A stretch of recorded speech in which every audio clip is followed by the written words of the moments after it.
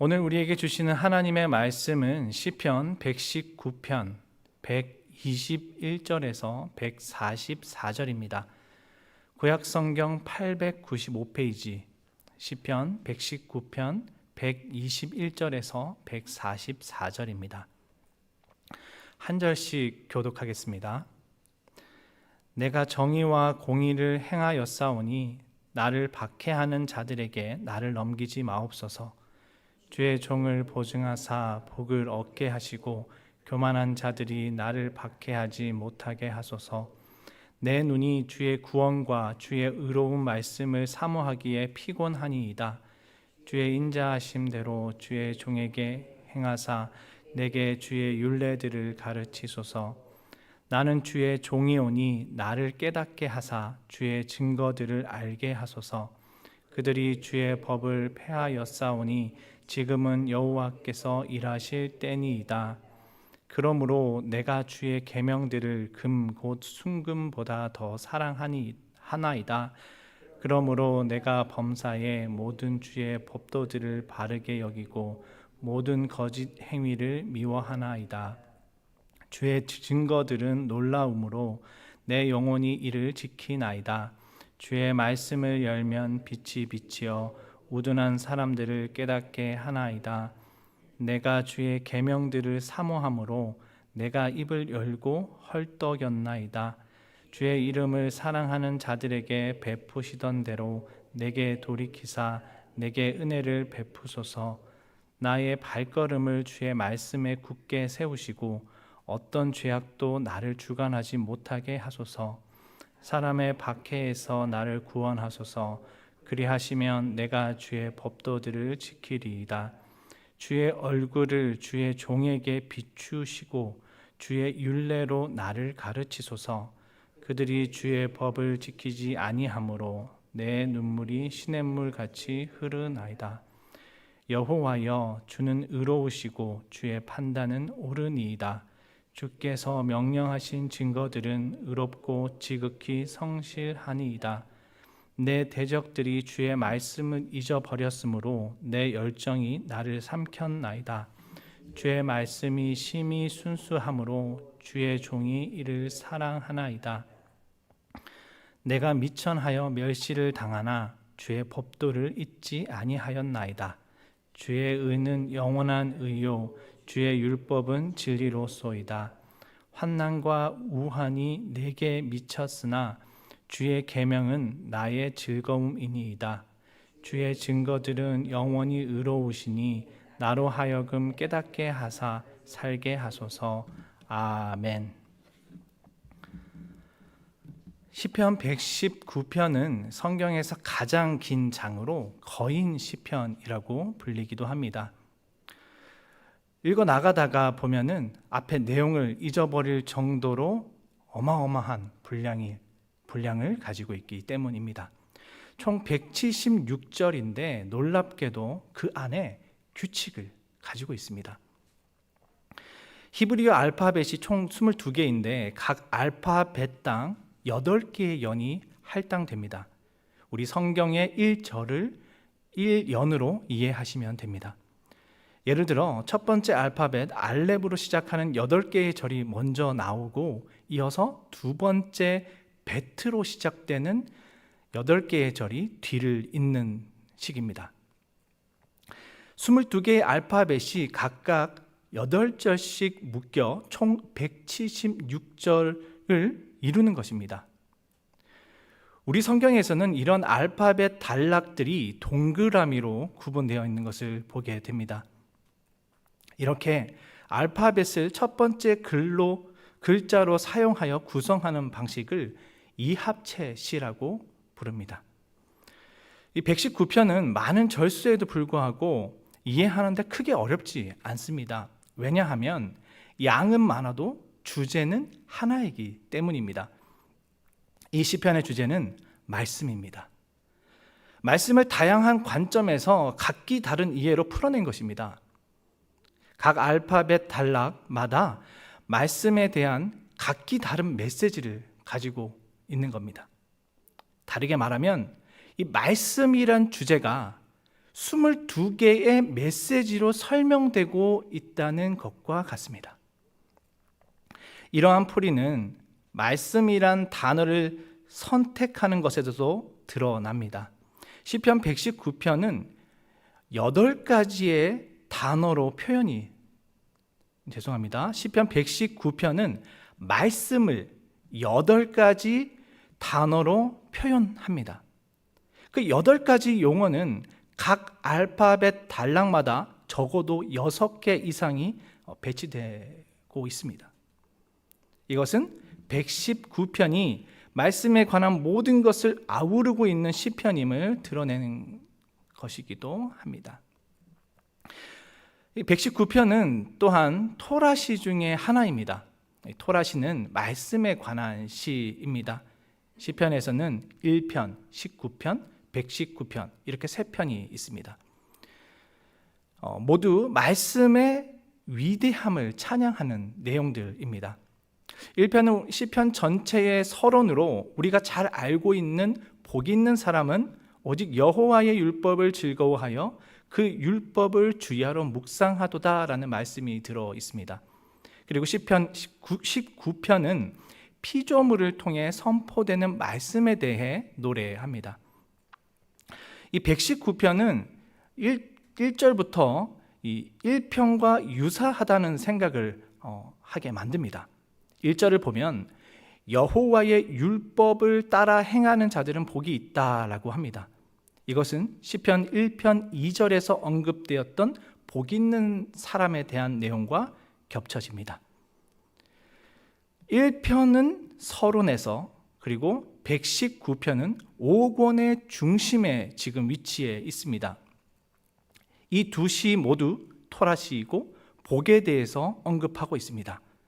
곧 시편의 처음과 끝에 토라시가 배치되어 있는 것이고, 이것은 곧 말씀이란 주제가 시편 전체를 둘러싸고 있는 모양을 가지고 있는 것입니다. 이러한 구조는 시편 150편이 그저 모아진 것이 아니라 치밀한 의도를 가지고 구성되었다라는 것을 엿보게 만듭니다. 그리고 오늘 우리는 119편의 22개의 알파벳 단락 중 아인, 페, 차데크에 해당하는 부분을 살펴볼 것입니다.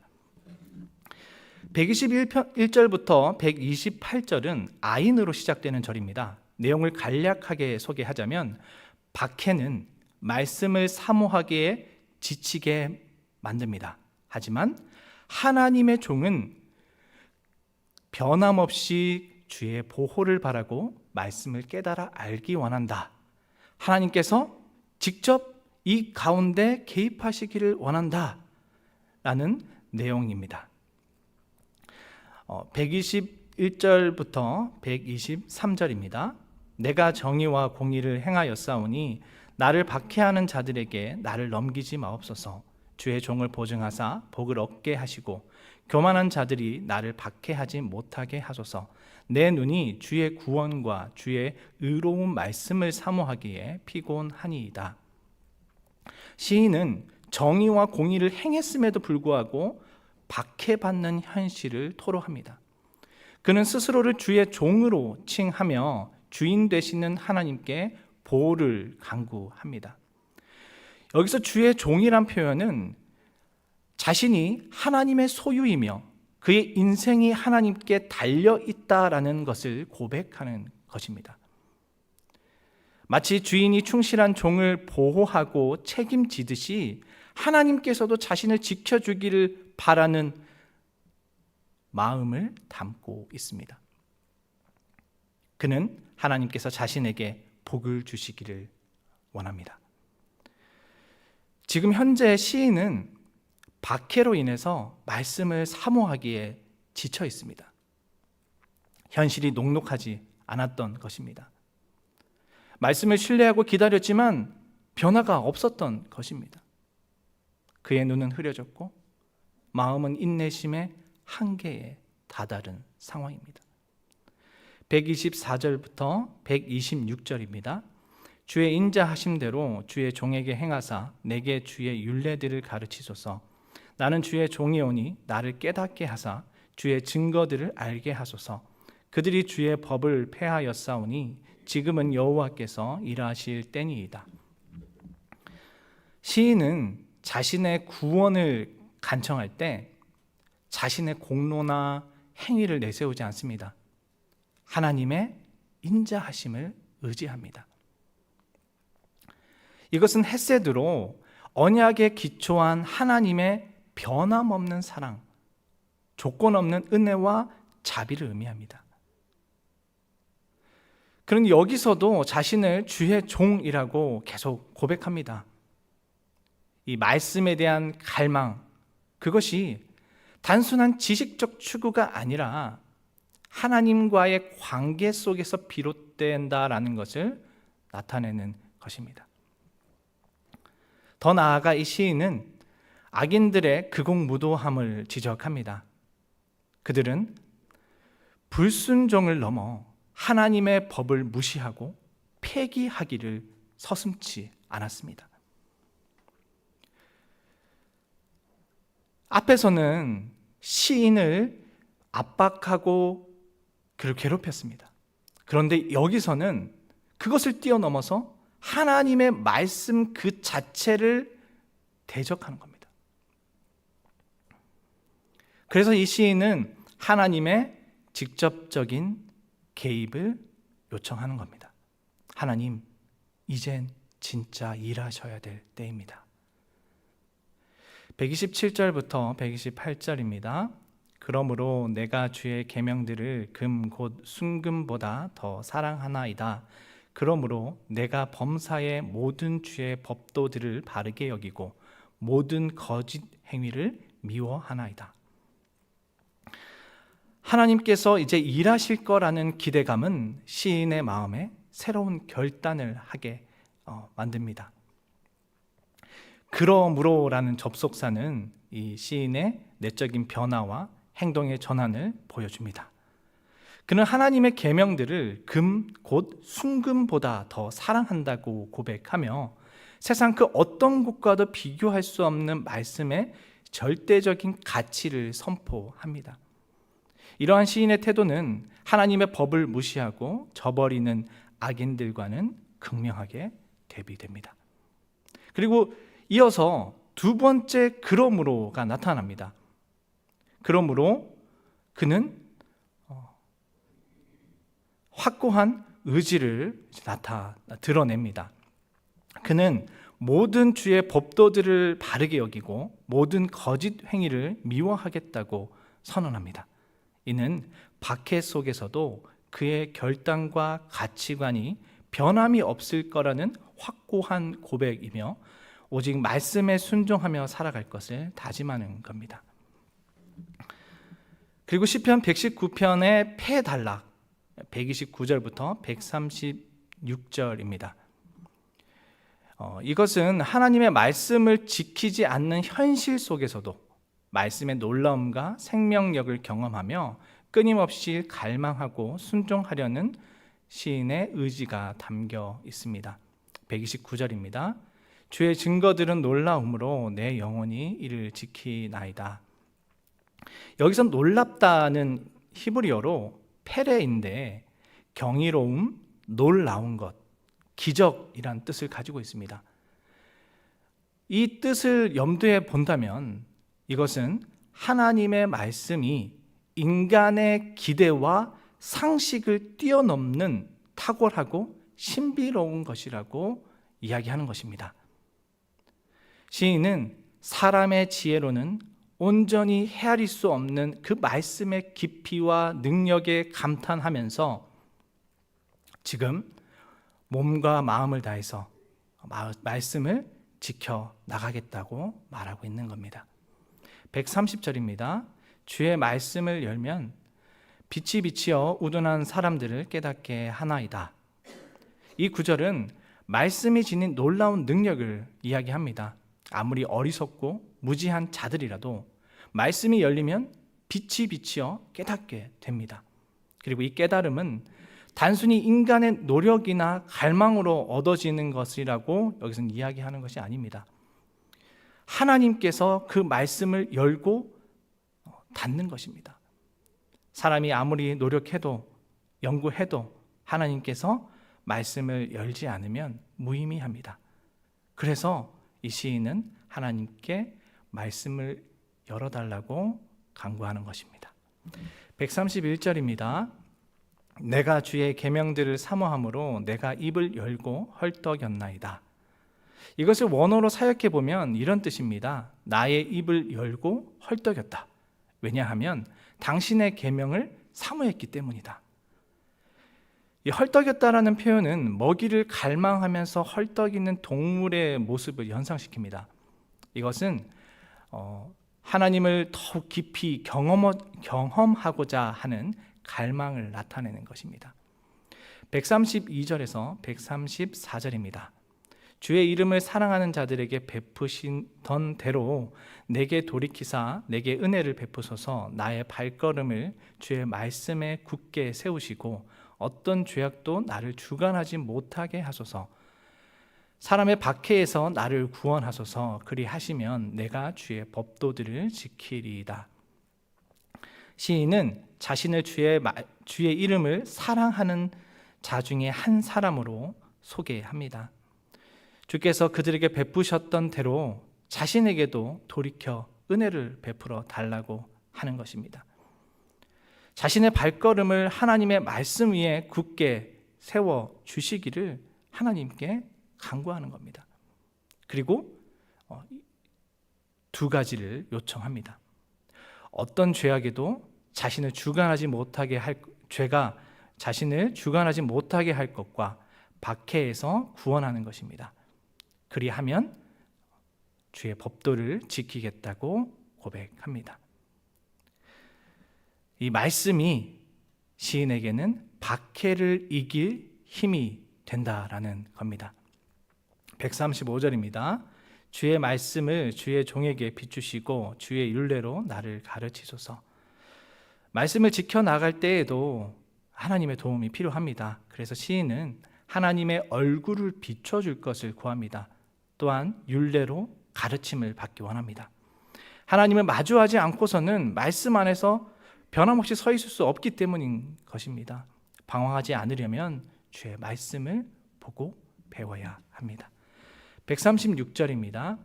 그들이 주의 법을 지키지 아니하므로 내 눈물이 시냇물 같이 흐르나이다.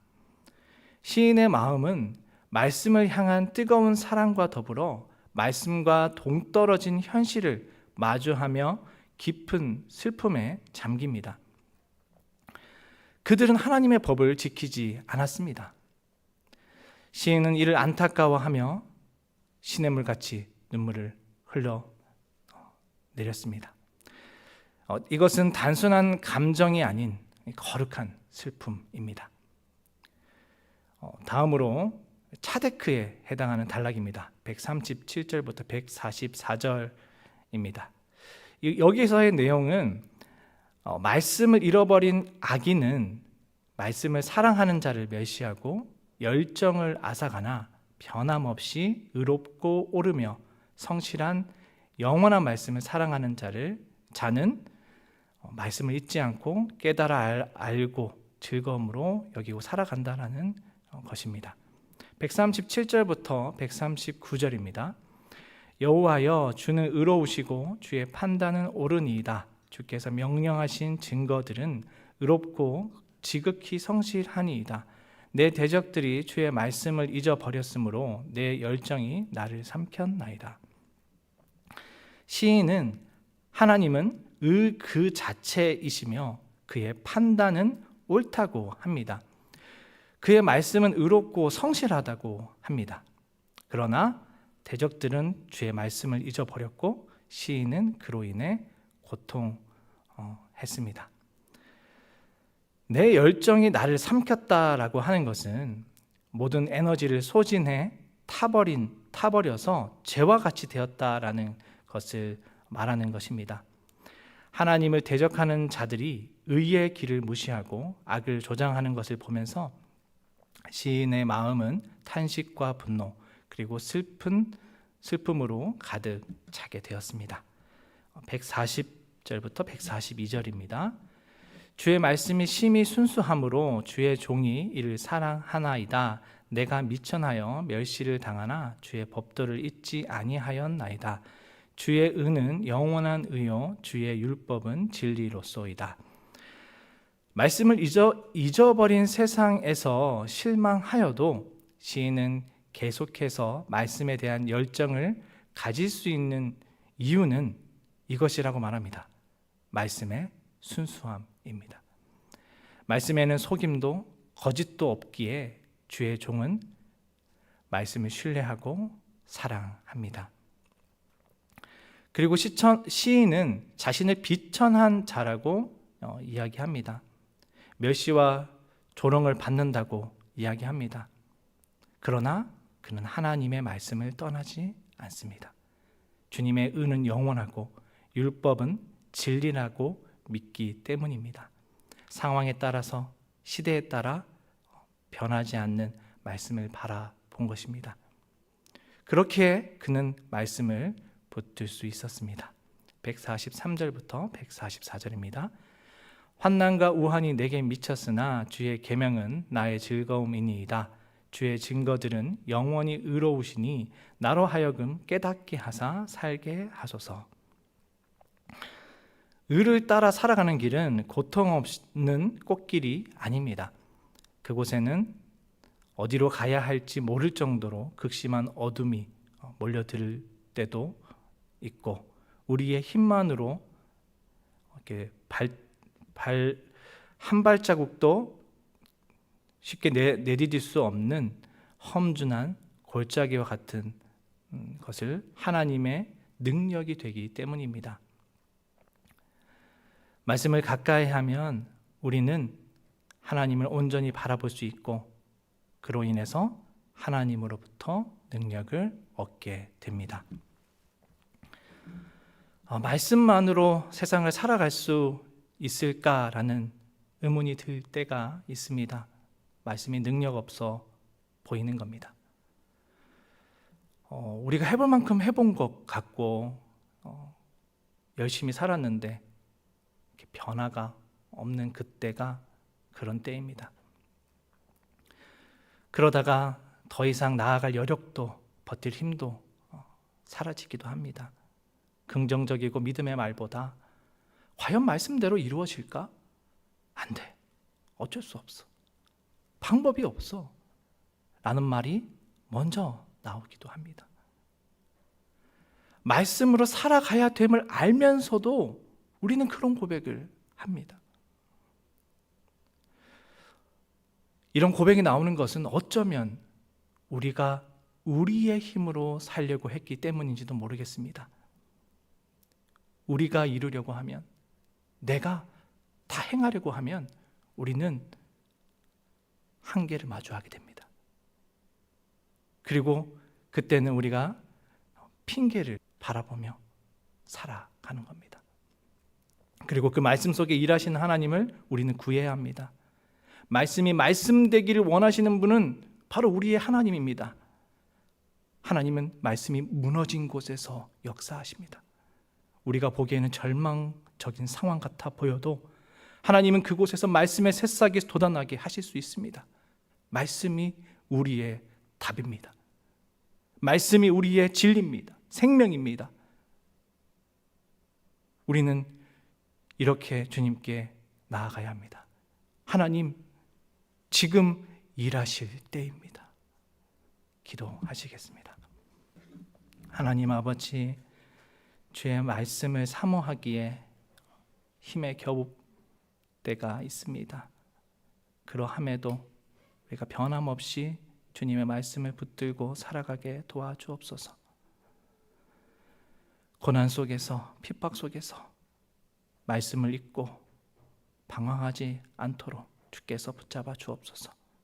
그리고 이것을 위해서 늘 깨어 기도하게 하시고 우리의 무릎을 하나님 앞에 꿇리게 도와주옵소서. 그리하여 잡힌 바 된 그것을 잡으려고 끝까지 달려갈 수 있도록 하옵소서. 예수님의 이름으로 기도드립니다. 아멘.